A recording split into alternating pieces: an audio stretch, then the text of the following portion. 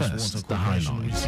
Lagos Water Corporation resumes production at Adion Water Treatment Plants. CBN deposit banks against cash hoarding, diversion. And the Farrington Hospital fire in northern India kills 10 newborns, leaves others in critical condition.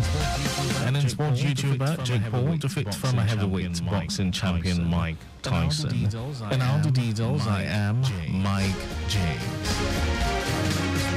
The Lagos Water Corporation LWC has announced the restart of production at its major waterworks in Iju and Adion, following the success of its ongoing rehabilitation efforts.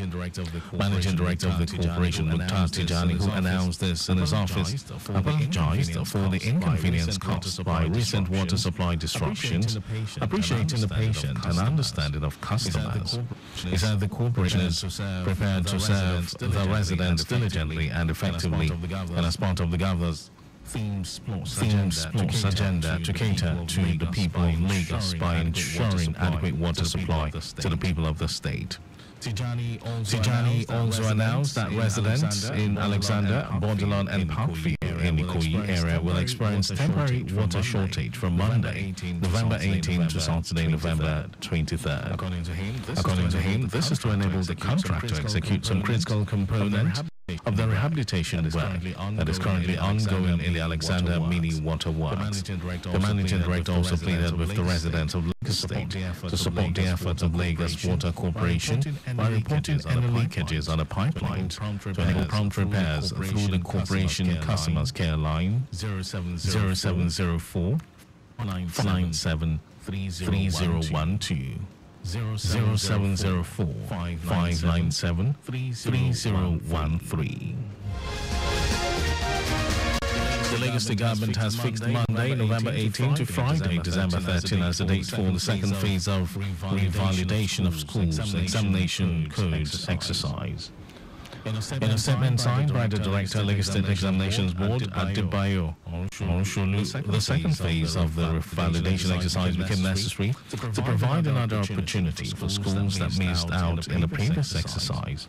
Onsholu noted that the exercise is scheduled to hold on the premises of the board in Yanoipaja area of the state between 9 a.m. and 4 p.m. daily.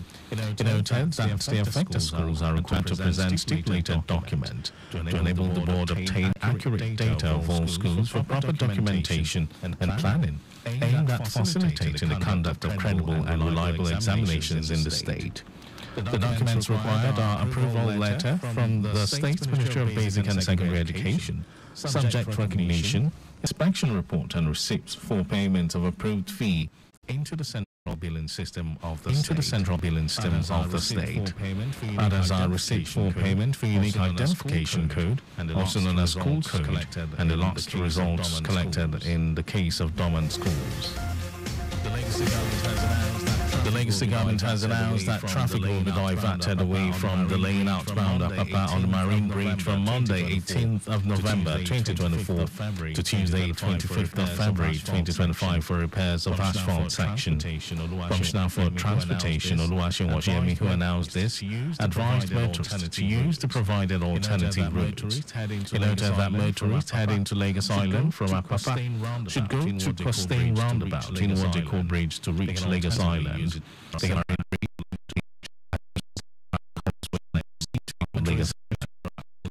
heading to Jorak Causeway, Ido from Apapa can utilize Costain Roundabout to link Eko Bridge and access the Jorak Causeway through Eko Bridge access ramp, after which they will make a U-turn in the Jorak Causeway to reach Ido. Those from Apapa can go through Jorak 7-Up, Marine Bridge to access the ramp to connect the Jorak Causeway, access road through Ijora Oloi and link Ijora Causeway to get to Ido. The diversion will only affect inwards Ijora Lokba, while there will be movement to Costain via CFAX.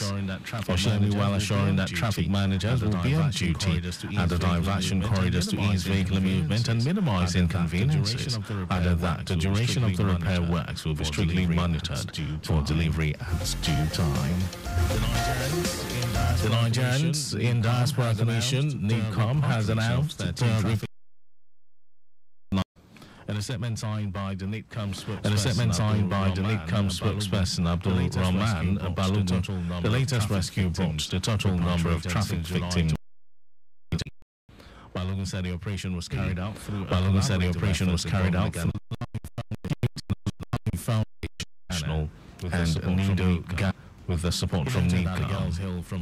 He noted that the Girls Hill various states, including Ebonyi, Benue, Kaduna, and Rivers. According to him, the rescued girls aged between 19 and 30 years were reportedly lured to Ghana under the pretense of employment opportunities, but were instead trapped in exploitative conditions.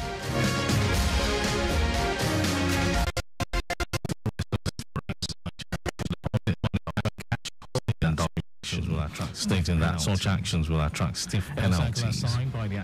In a circular signed by the acting director of currency operations, Muhammad Olayemi, the Apex Bank announced intensified measures to ensure efficient and transparent cash disbursement. The CBN reminded banks of its ongoing mystery shopping exercises and spokes checks aimed at discouraging the abuse of Naira notes and ensuring responsible distribution of cash, especially as the festive season approaches.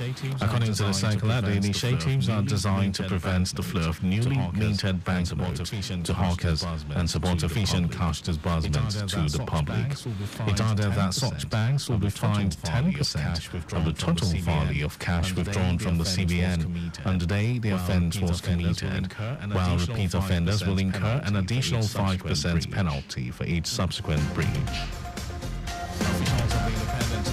Officials of the Independent National Electoral Commission (INEC) have started the distribution of materials to various units at the Registration Area Centre in Anglican Primary School in the Irele local government area of Ondo State. On the ground to get the electoral materials were polling units, officers and National Youth Service Corps members who would accompany the materials, and officials were also there.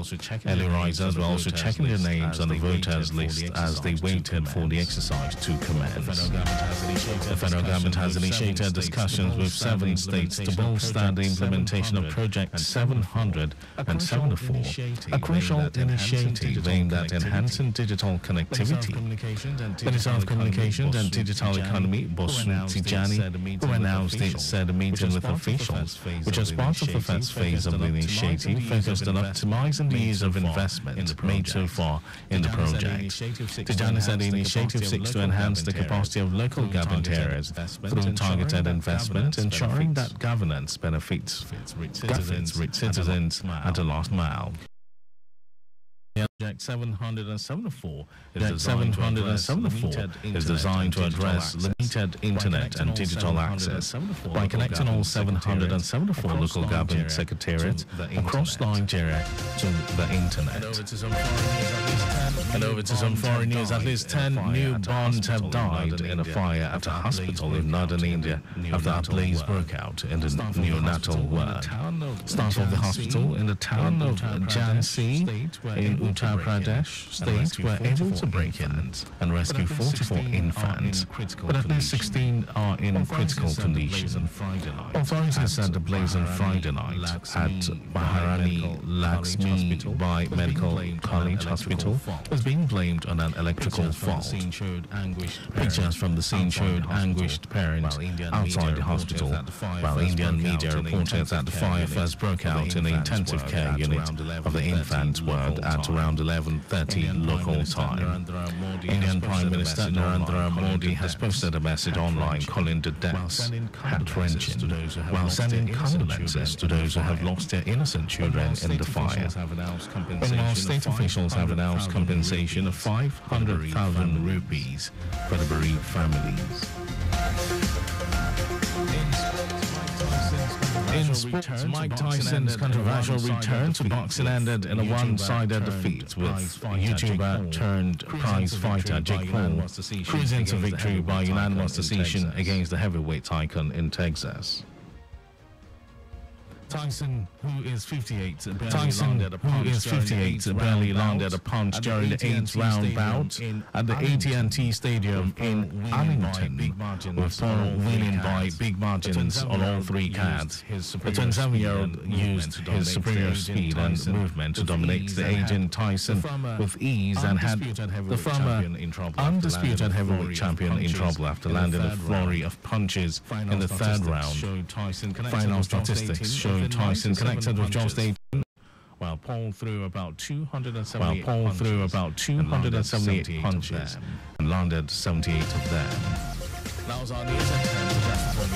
our news at 10, but just before we go, always carry out proper and adequate checks on your vehicles before setting out. You can follow us and like all our various social media platforms: X Traffic Radio 961, Facebook Lagos Traffic Radio 961, that's on 96.1 FM.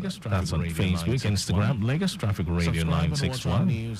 Subscribe and watch our news and programs. That's live on YouTube, Traffic Radio 961. You can also visit our website, www.trafficradio961.ng. Did you know that the Sanwo-Olu administration embarked on the implementation of gradual phase-out of lay police prosecutors at magistrate courts in the state? And you can get more details. It's on the Lagos State Government website, and to end the news, here are the highlights of the major stories. The Lagos Water Corporation LWC has announced the restart of production at its major water works in Iju and Adion, following the success of its ongoing rehabilitation efforts. The Central Bank of Nigeria, CBN, has issued a stern warning to deposit money bags over cash holdings and diversions, stating that such actions will attract stiff penalties. We also told you that at least 10 newborns have died in a fire at a hospital in northern India after a blaze broke out in the neonatal ward. And then in sports, Mike Tyson's controversial return to boxing ended in a one-sided defeat, with YouTuber turned prize fighter Jake Paul cruising to victory by unanimous decision against the heavyweight icon in Texas. And for contact with the newsroom, send a message to info@trafficradio961.ng. That ends the news broadcast that was compiled by Adiwalu Boroku. Thank you for listening. Beautiful morning to you. My name is Mike James.